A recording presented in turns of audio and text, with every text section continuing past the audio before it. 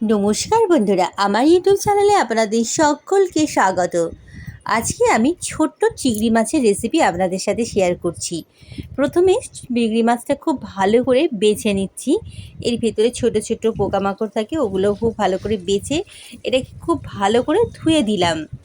তেলটা গরম হয়ে গেলে স্বাদ অনুযায়ী নুন আর হলুদ দিয়ে মাছটাকে দিয়ে নাড়াচাড়া করে এটাকে লাল লাল করে ভেজে দিলাম। এই ছোটো মাছের পকোড়া খেতেও ভীষণ ভালো লাগে, আমাদের বাড়িতে প্রায় এটা বানিয়ে খাই। 2-3টে আলু, এটাকেও আমি একদম কম আঁচে স্বাদ অনুযায়ী নুন হলুদ দিয়ে ভেজে নিচ্ছি লাল লাল করে। গরম সর্ষের তেলে শুকনো লঙ্কা আর সর্ষে ফোড়ন দিয়ে এখানে পোস্ত বাটা, সরিষে ধনে বাটা দিয়ে স্বাদ অনুযায়ী নুন হলুদ লঙ্কা দিয়ে মশলাটা বেশ ভালো করে কষিয়ে দিতে হবে। মশলাটা ভাজার সময় সবসময় কম আঁচে ভাজতে হবে। আর খুব ভালো করে ভাজা হয়ে গেছে, দেখুন বন্ধুরা তেল ছেড়ে দিয়েছে।